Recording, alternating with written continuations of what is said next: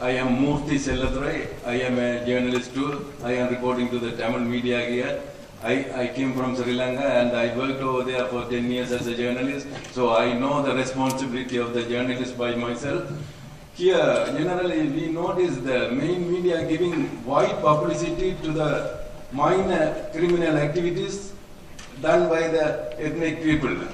So when you are doing, when the media are doing like that, the entire community getting hurt, and it's creating a bad impression about the particular ethnic community, and also it's creating the discrimination.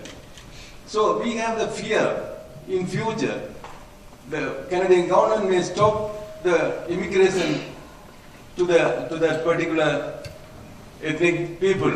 So as you are the veteran journalist, you must take care when you are giving the reporting about this type of minor, because there are a lot of people, Asian people, they are helping for the economy of the Canadian government. Chinese people and Sri Lankan people, they are originally business people. They are running business and contributing to the economy of the country.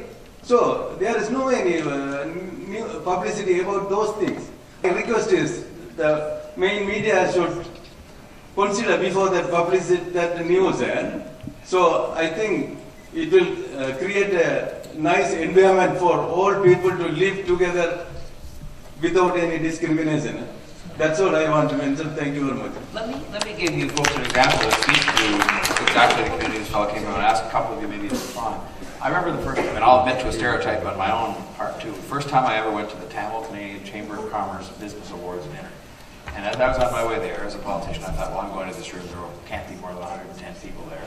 And it won't be a big deal, and so on. And I walked into a hotel right here. I think it was right at the Hilton, just up the way. Yep. And there had to be 800 people in the room. It was the most gala affair I've ever seen. The people who were being honored had created tremendous businesses, employing hundreds of Canadians, in their businesses. And I walked away from there just saying to myself, "Wow, that was really quite something." But I also walked away from there recognizing, compared to the Ontario Chamber of Commerce equivalent banquet that would have been held to honor, there was nobody there from the media. Nobody. There was no coverage. Maybe the Tamil media were there. Maybe one other. And I admit, going up there thinking it was going to be a pretty small affair, and how many people could there be, and so on and so on. And by the way, all the banks were there and the law firms, because they all did work for these people. How do we deal? I mean, you talked earlier, and I understand there's budget constraints and all this about low-hanging fruit. How do we deal with that? Because that's a way in which there could be this positive portrayal the gentleman was speaking about. And it is a perfectly legitimate affair with really great businesses being created, employing hundreds of Canadians of all different kinds, and yet no coverage. And I didn't mean to look at you when I said that, Ron, but I just mean there is no coverage, ever, that I've seen. And this is the number one comment that I get.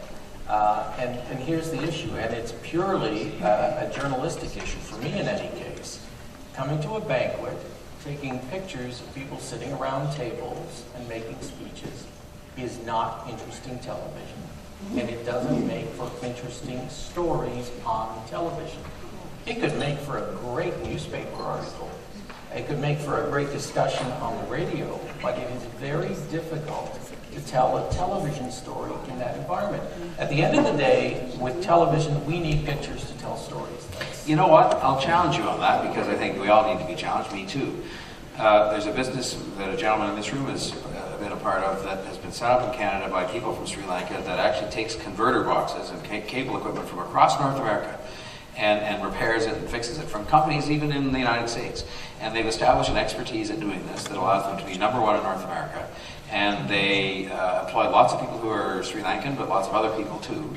And it's a great success story. And if you said to me, would that be an interesting story about people who came to this country with nothing and set up this business and became North American leaders and employed hundreds of Canadians, I'd say that's interesting television. Part of your business. I didn't say that wasn't a good story. What I said was coming to a banquet to get that story. Well, no, but if he's the winner, or that company... It's the story about him. It's an opportunity for you to find out who are the leaders in the community, not necessarily filling your banquet, but doing the story. I'm not meaning to be critical of you. I mean, everybody's in the same boat. We all are. I'm the media, I'm with the same stuff. But that's what we do.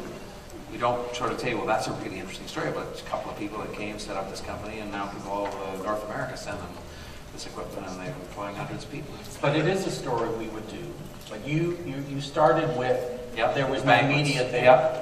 Right, which is the Okay. point that I was answering. So this is partly about budget lines and time, right? So if you have all the time, if you have time and you've got enough reporters on your staff, I mean, the Toronto Star is cutting their reporters, but if you've got staff to actually send out to go and explore stories, take the time, then you can do something like that, where you go to the banquet, you check it out, you follow up. But if we're cutting down in terms of newsrooms and staff, and you've got to get your live blog going, and you've got to get this going, and you've got to get the TV, you know, like it's a lot. And I'm told, by the way, when I pick stuff for my talk Challenge. show, I mean, if it isn't controversial, so there's nothing controversial actually about the fact that some guy won an award at some banquet, whatever banquet it was.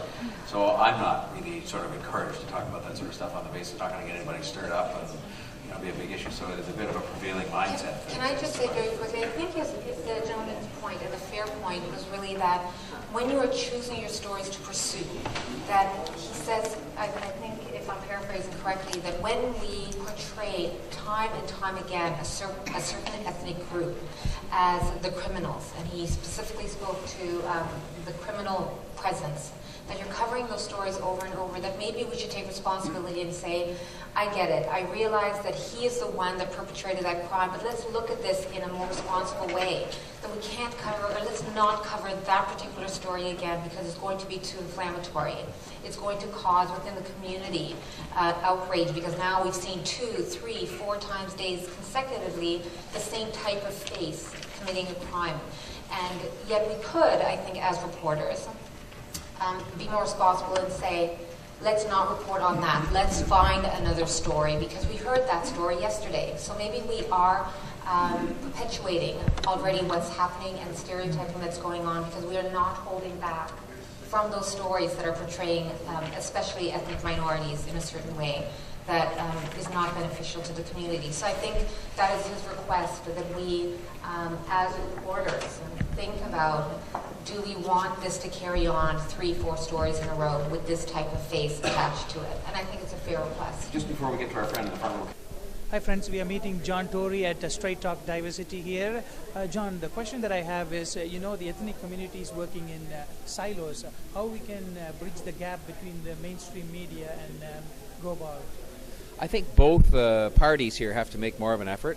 The so-called mainstream media have to make a point in their newsrooms, in their editorial meetings, of saying what's going on in the Tamil community, what's going on in the Chinese community that we should be paying attention to. I talked in the forum today about the big occasion each year that is the Tamil Chamber of Commerce Awards Dinner.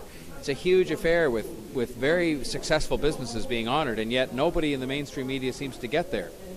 And I think they have to sort of make sure that's on their calendar every year, whether it's at the Toronto Star or Global Television or, you know, the Globe and Mail.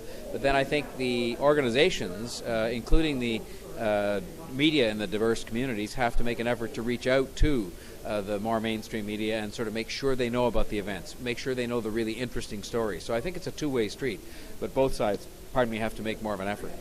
I agree. Thank you very much. So, like, there was a question by a teenager, like they were saying that the new generation is coming and the bridge is going to be gapped.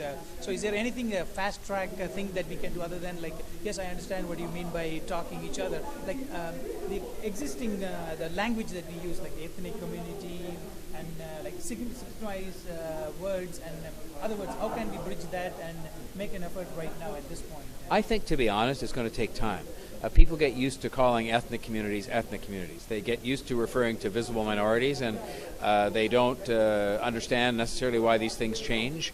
And I think it's an educational process. And I think anybody who says there's an instant answer to change it overnight is fooling you. I think the younger people will be better at adapting to the change faster because they're younger and they haven't got into bad habits or just old habits, you know. And so I think that it's just one of those things where we have to keep working at it. Everybody has to, you know, make sure that they, in a nice, you know, sort of informative way, talk about how things are changing and how there's different language to be used and different ways to look at things, different kind of coverage to have in the media, so that you do pay as much attention to the Tamil Chamber of Commerce as you do to the Board of Trade annual dinner. And maybe the Board of Trade and the Tamil Chamber of Commerce should be getting together and doing some things together, so that the media will come to one event that's put on to celebrate, you know, business between the two. But that's the kind of thing where everybody's got to reach out to each other, because right now with everybody operating in isolation, the media, the Tamil Chamber of Commerce, the Board of Trade, the Chinese Canadian Business Organization, it's fine, except that it's not celebrating what we're all doing together and bringing us all together. Thank you very much for your time. And last, I want to say, continue with we listen to you at News Talk 1010 every day. Oh, thank you. Amazing, and keep up the good work. Well, and I want to hear from our friends in the Tamil community. If there are business stories to celebrate, if there are good news stories from the community, issues that people have to raise about how things are going on, I want to hear about them. So they should get to me at newstalk1010.com and make sure I know, and I will give it some attention. Thank you very much. Okay, thank you. Thank you.